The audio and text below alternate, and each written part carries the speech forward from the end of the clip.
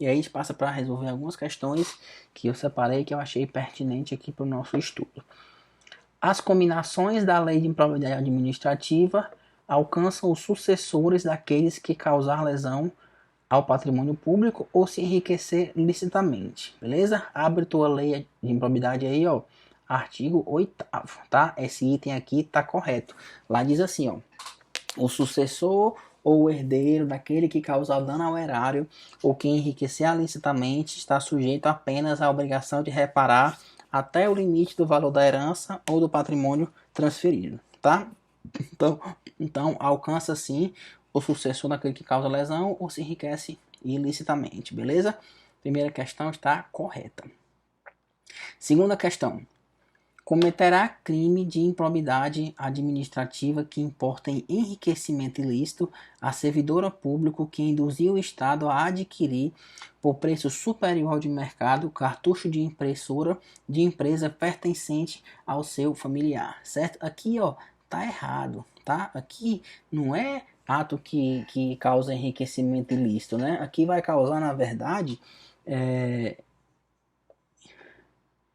tem outro erro de cara, ó, não é em crime, certo? Improbidade não é crime, improbidade é ilícito civil, já estaria errado, né? Então aqui, ó, crime de improbidade administrativa, não existe isso, né? A improbidade é ilícito civil, aqui você já mataria a questão mesmo sem saber, o restante já estaria errado, certo? Outra coisa, aqui a pessoa causou, não foi nem enriquecimento ilícito, ela causou foi o que?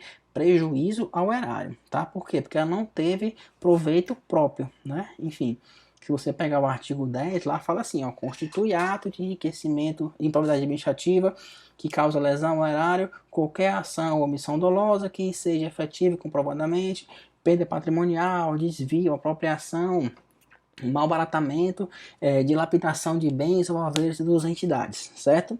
Notadamente, aí tem permitir ou facilitar a aquisição ou locação de bem ou serviço por preço superior ao de mercado. Então aqui, ó, por preço superior ao de mercado. É exatamente o que está no inciso 5 do artigo 10º da Lei de Improbidade. Errado, beleza?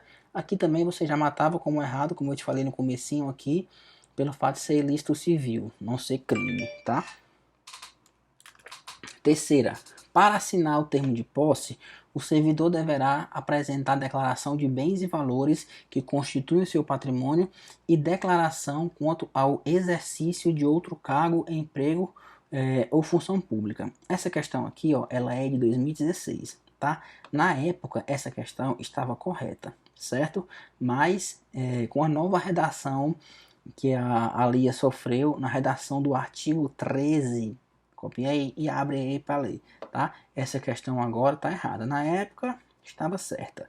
Ela agora está errada, tá? Por quê?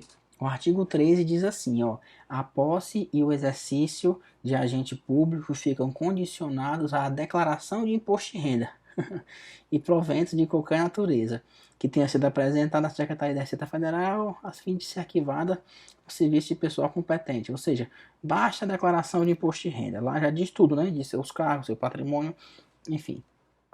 Errado, tá? Então aqui, ó, errado. Hoje essa questão está errada. Quarta questão. O cidadão que ajuiza a representação por ato de improbidade administrativa contra agente público que ele saiba ser inocente incorrerá em crime e estará sujeito a indenizar o denunciado pelos danos materiais ou morais que houver provocado. Aqui é a única sanção penal estabelecida na lei de improbidade administrativa. Os próprios atos de improbidade administrativa, como eu te falei há pouco, são ilícitos civis. Aqui é a única sanção que está dentro da lei, mas não se trata por ato de improbidade, né? Não é aplicável aos atos de improbidade administrativa. Ela se aplica a quem representa por ato de improbidade administrativa, sabendo que o cara é inocente. Então é como se eu fizesse uma denúncia, uma representação contra alguém de improbidade, sabendo que esse cara é inocente. Aí isso sim é crime, tá? Artigo 19 da LIA. Então gabarito aqui, ó, certo. Beleza? Artigo 19 da LIA. Gabarito certo.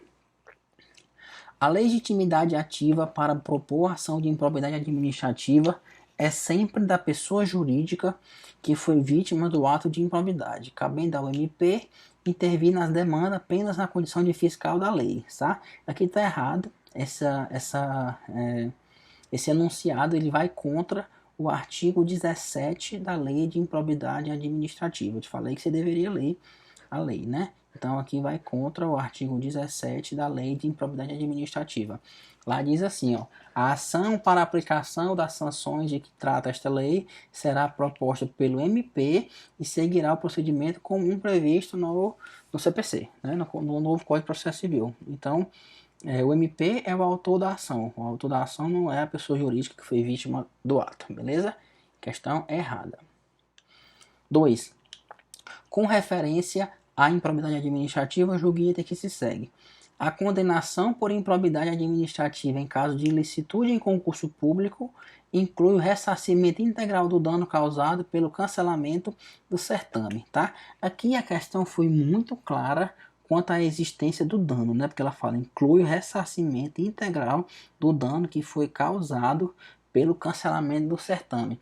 Então, se deve haver, se ela foi bem clara em relação ao dano, deve sim haver esse ressarcimento, ressarcimento mesmo integral desse dano patrimonial, porque esse dano realmente existiu, esse dano foi efetivo, tá? Isso você vai encontrar aí no artigo 12 da nossa lei de improbidade administrativa, o que torna o nosso item correto, beleza?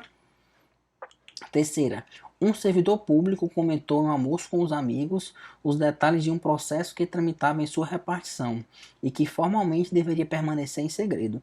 Nessa situação, o ato cometido pelo funcionário configura ato de improbidade administrativa, mesmo se considerado que os amigos não tiveram interesse nem possibilidade de se beneficiar das informações fornecidas pelo servidor. Você está vendo que todas as questões fazem isso que eu te falei? Elas dão um caso e perguntam se aquilo é improbidade ou então aonde aquilo se encaixa, né? Enfim, aqui essa questão está errada, tá? Não configura ato de improbidade administrativa. Por quê? Porque é requisito do artigo 11, se eu não me engano, inciso 3º, segundo ou terceiro, acho que é o terceiro, tá? Mas é requisito do artigo 11 da Lei de Improbidade Administrativa que a pessoa se beneficie, que haja o beneficiamento por informação privilegiada, né? O que o cara fez aqui foi passar uma informação privilegiada. Era uma informação que formalmente deveria permanecer em segredo, certo? E deixou claro que as pessoas não tinham interesse nem possibilidade de se beneficiar. Então, se não houve esse benefício por informação privilegiada ou não colocou em risco a sociedade ou a segurança do Estado, não há que se falar em improbidade administrativa. Essa é a exigência da lei do artigo 11, inciso 3º. Então, essa questão aqui está errada, beleza? É isso aí, acabamos. Espero que você tenha gostado, principalmente que você tenha entendido.